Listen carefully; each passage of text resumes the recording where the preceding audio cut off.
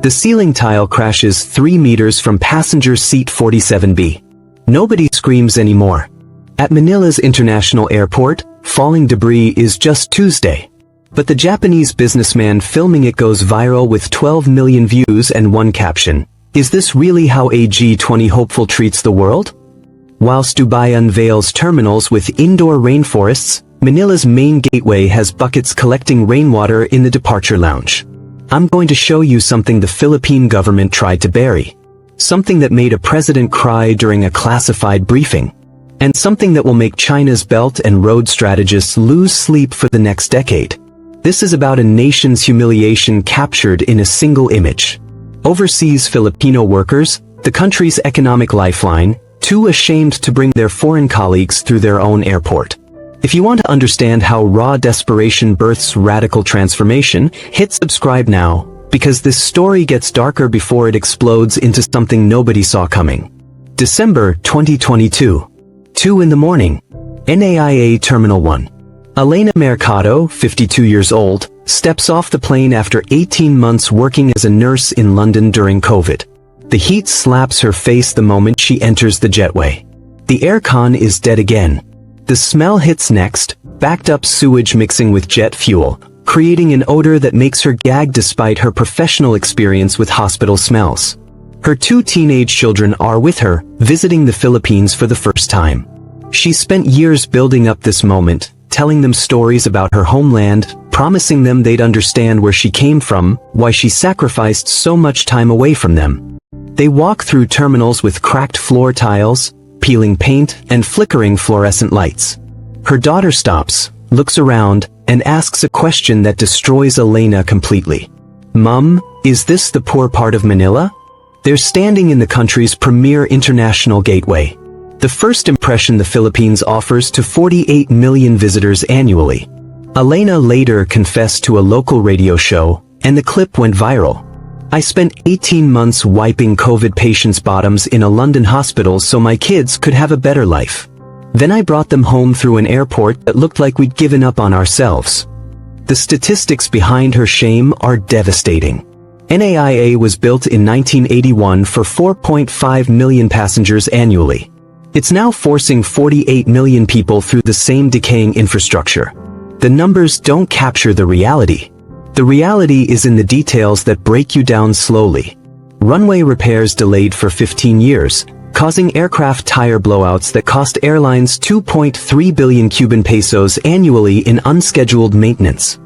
Immigration systems still running Windows XP in 2023, crashing multiple times daily, creating 4-hour queues. People missing connecting flights, job interviews, family emergencies, because the machines can't stay operational. The economic bleeding isn't abstract. 387 billion Cuban pesos in lost foreign direct investment between 2015 and 2022, with investors specifically citing airport infrastructure as the deal breaker. The Tourism Industry Association compiled exit surveys showing that 34% of first-time visitors to the Philippines never return, citing the airport experience as the primary factor. But the real crisis wasn't in the terminals. It was happening 200 meters above them, in airspace so congested that pilots privately called it the most dangerous approach in Asia. Captain Rodrigo Santos, 25-year veteran air traffic controller, broke his silence on national television in April 2023. His hands were shaking during the interview. "We're operating 1970s technology in 2023 airspace," he said, staring directly into the camera. "Every day I come to work wondering if today is the day we have a catastrophic failure." The technical reality is worse than most people understand. Manila's radar system is so outdated that controllers manually calculate separation distances using mental maths and paper strips. In an age where most airports use automated conflict detection systems, Manila's controllers are doing trigonometry in their heads whilst managing 40 aircraft simultaneously. January 2023. 2 wide-body aircraft came within 800 meters of each other, a clear violation of the minimum 1,000-meter separation standard. The incident was only averted because one pilot saw the other aircraft visually and took evasive action. 483 passengers on those 2 flights came within seconds of a mid-air collision. The incident was never officially reported to the International Civil Aviation Organization. It was covered up to avoid sanctions from aviation authorities. A former air traffic controller revealed a culture of systematic underreporting, where safety incidents are routinely buried to protect the country's tourism image. The families of those 483 passengers still don't know how close their loved ones came to disaster. International airlines noticed. Lufthansa quietly reduced Manila flight frequencies. An internal memo, later leaked, cited unacceptable operational risk environment. Singapore Airlines began briefing pilots to specifically request priority handling in Manila airspace due to infrastructure concerns. Philippine Airlines commissioned its own internal safety audit. The results, obtained through Freedom of Information requests, showed that 73% of pilots reported significant safety concerns about NAIA operations. The government knew they couldn't hide this much longer. International aviation authorities were preparing to downgrade the Philippines' safety rating. Such a downgrade would ban Philippine carriers from European and American airspace. The economic devastation would be immediate and catastrophic. That's when President Marcos Jr. received a classified briefing that reportedly made him leave the room. The leaked cabinet minutes from February 2023 paint a picture of controlled panic. The Secretary of Transportation presented worst-case projections that left the room in stunned silence. The nightmare scenario: by 2025, Manila airspace physically cannot handle additional flights without violating international safety standards. The Philippines would be trapped in middle-income status permanently, unable to attract manufacturing investment because executives simply won't risk flying through an unsafe airport. Then came the calculation that broke the room. 2.3 million overseas Filipino workers send home 3.7 trillion Cuban pesos annually, representing 9.2% of the country's entire GDP. Every single one of them passes through NAIA multiple times per year. A raw quote from the meeting notes reads, "We're treating our economic heroes like cattle passing through a slaughterhouse." The presidential mandate was unambiguous. Build a new airport or accept permanent second-tier status as a nation. The constraints were brutal. Operational within 6 years, not the typical 12 to 15 years for mega airports. 0 pesos from government funds, must be fully privately financed. Located outside Metro Manila entirely to reduce airspace congestion. And it had to be world-class, not another mediocre compromise. This was an impossible brief. A world-class airport, built in half the normal time, with no government money, in a country with a catastrophic infrastructure execution record. David Consunji Jr., San Miguel Corporation's infrastructure chief, was 48 years old when he read the government brief. He later told Bloomberg his initial reaction: "My first thought was this is suicide. My second thought was if we don't do this, we're watching our country die slowly." He called his 76-year-old father, the legendary engineer who built the Philippines' first expressway back in 1968. His father's response has become part of Philippine business lore. "We built the North Luzon Expressway when people said it was impossible." The difference between impossible and inevitable is somebody willing to be destroyed trying. That conversation led to a phone call that would panic strategists in Beijing and Washington simultaneously. March 2023. David Consunji places a call to China Communications Construction Company, the firm that built Beijing Daxing International Airport. The Chinese pitch was brutal in its efficiency. "We built the world's largest airport in 4 years whilst your American friends took 11 years to add 1 terminal to LAX." The political firestorm started before any official announcement. The U.S. State Department learned of potential Chinese involvement through intelligence intercepts. The American ambassador requested an emergency meeting with the Philippine Foreign Secretary. A leaked diplomatic cable, published by Rappler, revealed the American position. The U.S. was threatening to reconsider the status of the Visiting Forces Agreement if the Philippines proceeded with Chinese airport partnership. The Philippine response came in an official statement that sent shockwaves through diplomatic circles. "We will work with whoever can deliver results for the Filipino people." Foreign Secretary Enrique Manalo paid a personal price for that statement. He received death threats from pro-American groups. Social media accounts called him a Chinese puppet. His daughter's school was targeted by protesters. She had to transfer schools for her own safety. Manalo told the Philippine Daily Inquirer, "They're threatening my child because I'm trying to give millions of Filipino children an airport they can be proud of." That tells you everything about who actually cares about this country.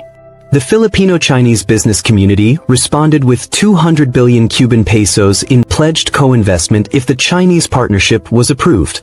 But the structural genius of the deal lay in how it was crafted. Chinese firms would be contractors, not owners. This avoided the debt trap dynamics that destroyed Sri Lanka's economy. The 30-year concession went to San Miguel Corporation, a Filipino-owned company. Chinese companies would just build it. Payment was structured on performance-based milestones. No completion, no payment. Technology transfer was mandatory, with Filipino engineers embedded in every construction phase, learning advanced techniques that could be applied to future projects. The backlash was immediate and fierce. Protests erupted outside the Chinese embassy. Nationalist groups burned effigies. The country seemed on the verge of tearing itself apart over the decision. Then Cardinal Tagle intervened. The Catholic Church issued a statement supporting the project, citing a moral obligation to provide dignity to returning overseas workers. In a deeply Catholic nation, that endorsement changed everything. Public opinion surveys showed support jumping to 67% after the church's backing. But support doesn't build airports. And what happened next in Bulacan would test whether Filipinos could actually execute at this scale. Barangay San Mateo, Bulacan. April 2023. Julio Fernandez is 64 years old, a fourth-generation rice farmer working 12 hectares of ancestral land. That land sits directly in the footprint of the airport's main runway. Government officials arrive with a compensation offer. 15 million Cuban pesos for land with a market value of 8 million Cuban pesos. Nearly double the going rate. Julio's refusal is immediate and absolute. "My great-grandfather cleared this land with a Biolo knife. You think money replaces that?" Within days, 300 farming families join the resistance. They erect bamboo barricades. They vow to fight the bulldozers with their bodies if necessary. International media coverage frames it as the standard development horror story, poor farmers crushed by a government megaproject. Then San Miguel changes tactics. They send different negotiators. Not lawyers, but social workers. The new offer is structured completely differently. Market rate compensation, yes. But also guaranteed employment in the airport for one family member per household. The farmers' children would be enrolled in hospitality, logistics, and engineering courses, fully funded. And here's the part that changed everything. The local government would receive 2% of airport gross revenues in perpetuity, funding schools, hospitals, and infrastructure for generations. San Miguel brings a former farmer from the Beijing-Daxing airport zone to meet with the Bulacan families. The Chinese farmer's testimony is raw and unscripted. "I fought the airport like you're fighting now. I stood in front of bulldozers. I gave speeches about ancestral land and heritage. Today, my son manages air cargo operations. My grandson is studying aviation engineering in Beijing. My land is gone, but my family's future is secured for generations." Julio Fernandez walks his land alone at 3 in the morning. Sunrise breaks over the rice paddies, turning the water golden. He's done this walk thousands of times. This time, he knows it's different. His realization comes slowly, painfully. This land fed my family. This airport will feed my family's family's family. He announces his decision at a community meeting the next day. "I'm accepting the offer. Not because I'm giving up our heritage, but because I'm securing it differently." Within 2 weeks, 84% of affected families accept the compensation packages. The holdouts eventually follow. The final harvest goes viral on social media. Video shows families crying whilst cutting rice they've grown for generations, knowing it's the last time. The emotional weight is devastating. These aren't just fields. These are identities being bulldozed. Construction begins in June 2023. Bulldozers level 2,500 hectares in scenes that look like environmental apocalypse. But simultaneously, farmers' children start posting different content. Videos of themselves in hospitality management classes. Photos learning aviation mechanics. Testimonials about a future they never imagined possible. 18 months in, the main terminal foundation is complete. 2 runways are graded. The project is ahead of schedule. But whilst construction crews were pouring concrete, a different kind of foundation was cracking, and this one threatened to bring the entire project down. September 2024. Corruption allegations surface. A local official is accused of inflating land valuations and pocketing 340 million Cuban pesos in the process. The media firestorm is immediate. Opposition senators demand project suspension, comprehensive investigation, criminal charges. The airport's credibility hangs by a thread. Sandra Reyes, 35, an investigative journalist for Rappler, breaks the story. She faces an impossible dilemma. She supports the airport, recognizes its necessity for the country, but can't ignore evidence of corruption. Her quote to her editors, "I'm not anti-progress. I'm anti-stealing from progress." The investigation reveals that this isn't systematic corruption. It's an isolated incident, one corrupt official exploiting weak oversight mechanisms. The government's response is swift and decisive. The official is suspended within 72 hours. Criminal charges are filed. An independent international auditing firm is brought in for a complete review. Every single transaction is published online for public scrutiny. Result: 340 million Cuban pesos recovered. The project is delayed by 6 weeks. But integrity is restored. The unexpected benefit: the corruption crackdown actually increases public confidence. It proves the oversight system works. It shows that accountability isn't just rhetoric. Construction resumes in October 2024 with enhanced oversight mechanisms in place. As of October 2025, the airport is 40% complete. Still on track for the 2028 opening. Julio Fernandez now works as a community liaison officer. His daughter is enrolled in an aviation management degree program. He testified before a Senate committee reviewing the project. "This airport took my land, but it's giving me back something I never thought possible. When my grandchildren see planes landing on what used to be our rice field, they'll know their Lolo didn't just surrender. He invested in their future." The economic indicators are staggering. 890 billion Cuban pesos in committed airline investment. 12 international carriers have already secured terminal slots before the airport has even opened. Property values in Bulacan are up 440%, though the government has implemented strict rent controls to prevent displacement of remaining residents. Singapore and Bangkok airports are scrambling. They're cutting landing fees, upgrading facilities, responding directly to the Manila threat. For the first time in decades, the Philippines isn't playing catch-up in Southeast Asian aviation. It's setting the pace. Chinese Belt and Road officials are studying the Manila model intensely. They're realizing that genuine partnership yields better results than debt-trap diplomacy. The American State Department has quietly increased infrastructure investment offers to other Southeast Asian nations, a direct competitive response. The bigger picture is emerging clearly. A small nation is using great power competition to its advantage, extracting benefits from both sides whilst maintaining genuine autonomy. The technology milestones are equally impressive. The AI air traffic control system is in testing phase. Biometric immigration gates have been installed and are already operational in a temporary facility. The solar panel array covering 180 hectares is complete, generating 73% of projected power needs before the airport even opens. There's been a cultural shift that statistics barely capture. Filipino engineering students report a 340% increase in interest in infrastructure careers. Young people want to build the next generation of projects. They're not looking overseas for opportunities anymore. They're looking at Bulacan. Let's be absolutely clear about what we just witnessed. A country humiliated by falling ceiling tiles decided to build one of Asia's most advanced airports.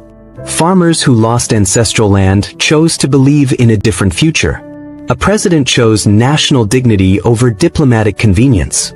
A nation chose to build rather than decay gracefully into irrelevance. But here's what keeps me awake at night. Can they actually finish this?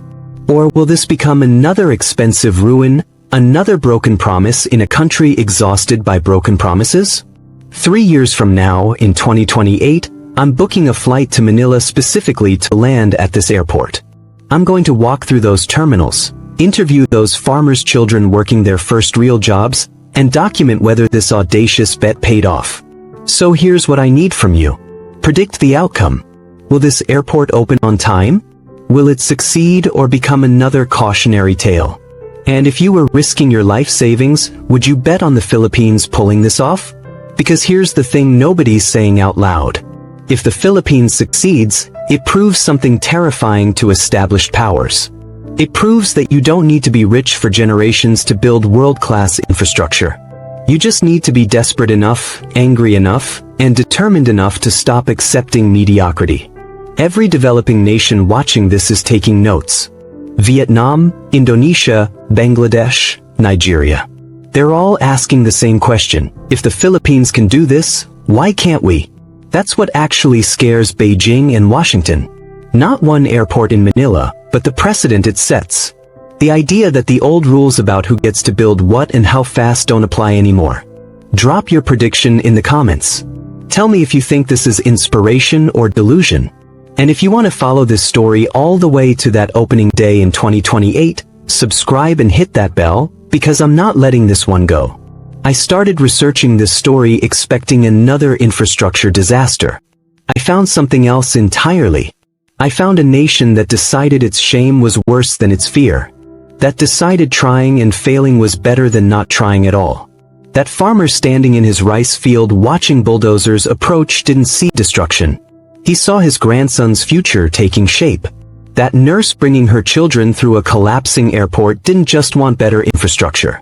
She wanted her children to believe their country was capable of excellence. 3 years. That's how long we wait to find out if audacity beats probability.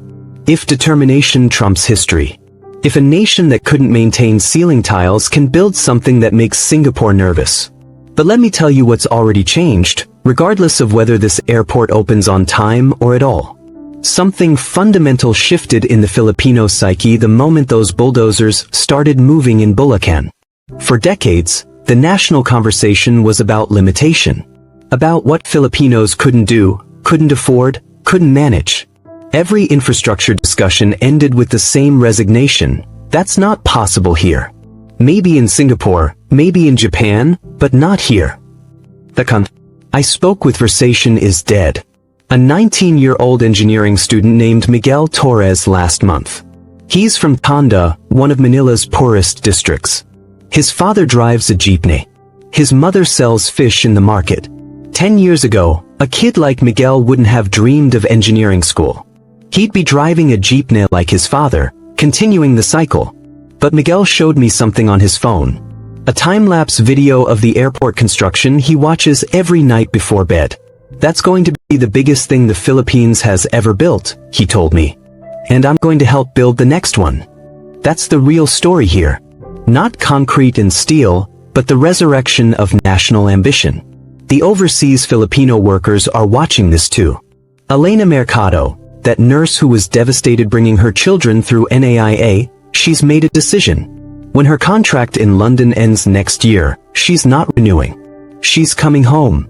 For the first time in 18 years, she believes the Philippines might actually have opportunities worth staying for.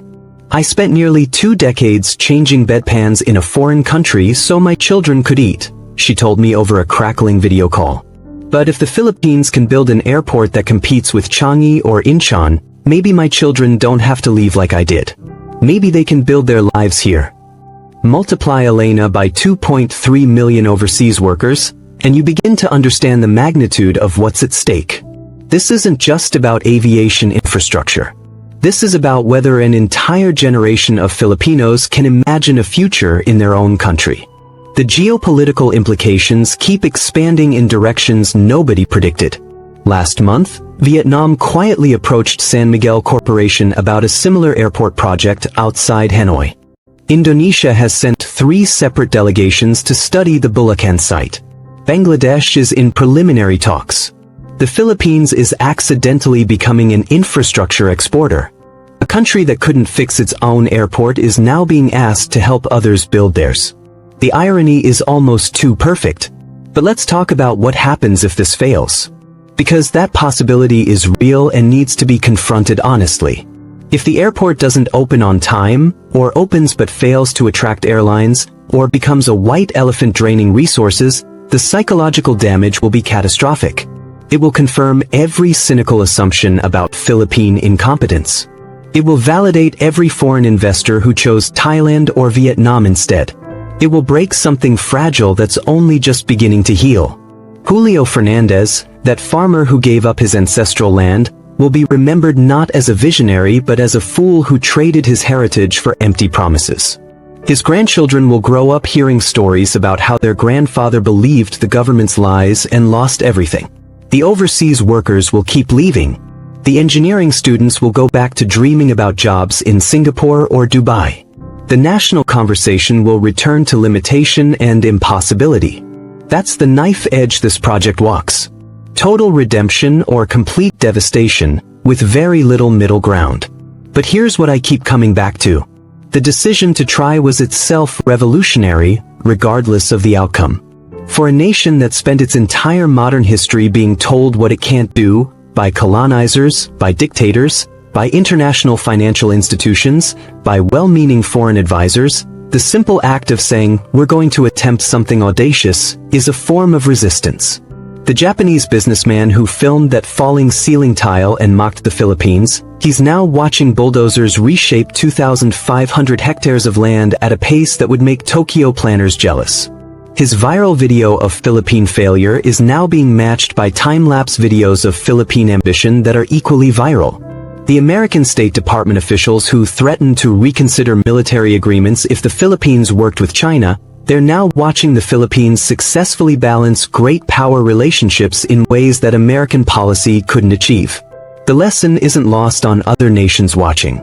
The aviation consultants who said this timeline was impossible, they're now revising their projections for what's achievable in developing country contexts. The Philippines is rewriting the playbook whether the experts like it or not. I think about Captain Rodrigo Santos, that air traffic controller who went on national television and admitted he came to work every day wondering if catastrophic failure was imminent. He's 50 years old now. He'll be 53 when the new airport opens. If it opens on time, he'll spend his final working years in a facility with AI-assisted systems, modern radar, and safety protocols that actually work. He'll retire knowing that Filipino air traffic controllers are operating equipment as advanced as anywhere in the world. If it doesn't open, or opens late, or fails, he'll retire from the same crumbling facility where he spent his entire career, having watched one more grand promise dissolve into disappointment. His fate, and the fate of thousands like him, hangs on whether a nation can execute at a level it's never achieved before. There's a photograph that's been circulating on Filipino social media. It shows Julio Fernandez standing in the middle of what used to be his rice field. Behind him, the skeletal frame of the terminal building rises against a purple sunset. He's wearing his old farming hat, but his son stands next to him in a San Miguel Corporation hard hat and high-visibility vest. The caption, written by Julio himself, reads, "My grandfather planted rice here. My father planted rice here. I planted rice here. My son is planting the future here." That photograph has been shared 3.4 million times. It's been turned into murals in Manila. It's been referenced in graduation speeches. It's become the visual representation of this entire transformation. But photographs don't build airports. Sentiment doesn't pour concrete. Hope doesn't install radar systems. The next 3 years will reveal whether the Philippines can convert ambition into achievement. Whether determination can overcome the accumulated weight of failed promises and institutional dysfunction. Whether a nation can fundamentally change its relationship with possibility. I'll be watching every step of the way. Not as a cheerleader or a critic, but as a witness to one of the most important experiments in national transformation happening anywhere in the world right now. Because if the Philippines succeeds, it doesn't just get a world-class airport. It gets proof that radical change is possible, that nations aren't condemned to permanent mediocrity by their history, that the courage to attempt something audacious matters as much as the resources to complete it. And if the Philippines fails, that matters too. It will teach hard lessons about the gap between ambition and execution, between political will and technical capacity, between dreams and delivery. Either way, the world is about to learn something crucial about what's possible in the 21st century for nations that refuse to accept their assigned place in the global hierarchy. So I'll ask you one final time. What do you think happens next? Does the airport open on schedule in 2028 with gleaming terminals and efficient operations? Does it open late but functional, a compromise between ambition and reality? Or does it become another expensive lesson in the limits of willpower? Your prediction in the comments. Because 3 years from now, we're all going to find out together whether audacity was enough. I'll see you in 2028, at New Manila International Airport, or in the ruins of what could have been. Either way, we'll know the truth. And that truth, whatever it turns out to be, will echo far beyond the Philippines. It will reverberate through every developing nation watching this experiment. Every country wondering if they too could attempt something impossible. Every leader deciding whether to play it safe or bet everything on transformation. The Philippines didn't ask to become a test case for whether determination can overcome history. But that's exactly what's happened. And the results of this test will shape infrastructure development, geopolitical strategy, and national ambition across the developing world for decades to come. 3 years. One airport. And a question that will define a generation. Can we actually do this? Hit subscribe. Hit that notification bell. Because this story isn't over. It's only just beginning. And when we find out the answer, you'll want to have been here from the start, watching history being made or history being taught a brutal lesson about the difference between wanting and achieving. The countdown is on. The stakes couldn't be higher. And the Philippines is about to show the world what happens when a nation decides shame is no longer acceptable. See you in 2028.